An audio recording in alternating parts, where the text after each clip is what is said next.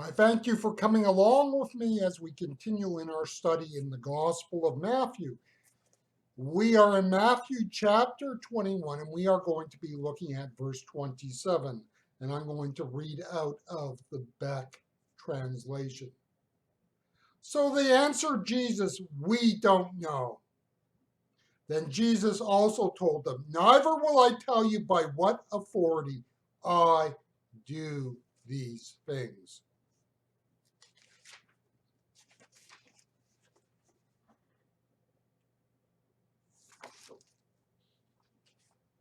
How do we respond to this statement of Jesus? Do we take it at face value? I'm not saying Jesus is lying or being deceptive. Rather, Jesus is not about to give them what they want. Could Jesus have given them what they wanted? That's the question. Yes, he could. No, he could not. Can you imagine if he responded to them as to what they wanted? What would they do? Jesus says, "Well, yes, here I am. I'm your Messiah. I am the Son of God in the flesh. I am here with the full authority of God, and my kingdom is here." We know what they would do. They would kill him right there and then on the spot. Jesus knew this, and he knew that his time to die while coming was not yet. Jesus, in that sense, does not cede control of his destiny to these religious leaders. This is what is interesting in the narrative, that Jesus remains in control, even as the religious leaders seek to destroy him, to undermine him, to thwart him. Go back to why the religious leaders rejected John the Baptist. What was their issue there? Was it they did not like John? On one level, this might be true, but does not explain what happened. You see, what happened was they did not like the mandate of John. They had to reject John the Baptist because he came with a mandate. You can't have one with the other, or one without the other. If you reject that, then you have to reject John.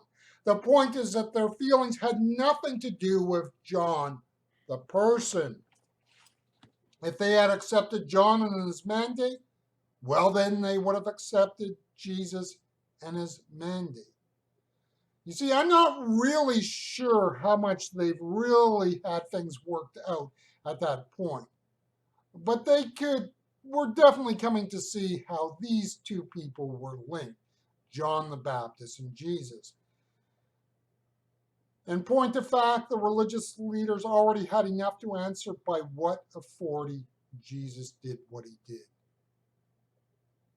You see, the Old Testament is clear in Malachi, chapter 3, and then chapter 4. There's each a verse that says that Elijah would be the preparer of the way of the Messiah. John the Baptist fulfilled that role. So, in that sense, the religious leaders had enough to go on, but they were not about to look there. They were not about to see it. And it wasn't that they couldn't as much as they wouldn't. The great frustration of Christian ministry is how much hate one can find in the church. Now, I'm not speaking of everyone in the church. No, no, no. I am speaking of those like the religious leaders of Jesus' day, those people who want to be seen as respectful and devoted and committed leaders to the religious institution.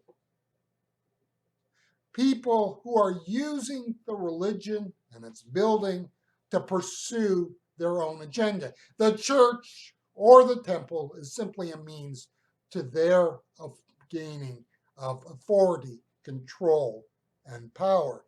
If you do not challenge their agenda, they can be nice and charming.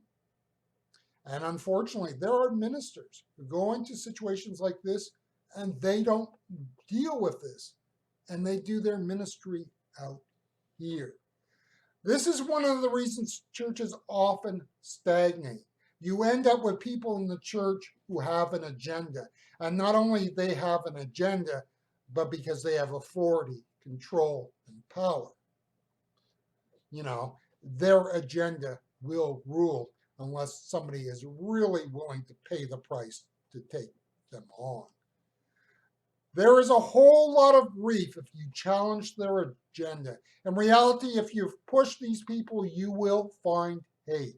You will find some of the most virulent hate on the planet. A hate that even will dare to crucify the Son of God. One of the words that describes Jesus and is not found in the scripture is the word courageous. It is not an in your face sort of courage. It was the quiet, confident sort. Jesus was a man of immense courage who would not flinch in the face of his adversaries. Courage is not a word often used to speak of the life of faith, but it should. Think here of John the Apostle's words coming from one of his letters. This is reading from the New International Version, and this is 1 John 4:18. There is no fear in love, but perfect love drives out fear because fear has to do with punishment. The one who fears is not made perfect in love. Now, the word courage is not used in that passage.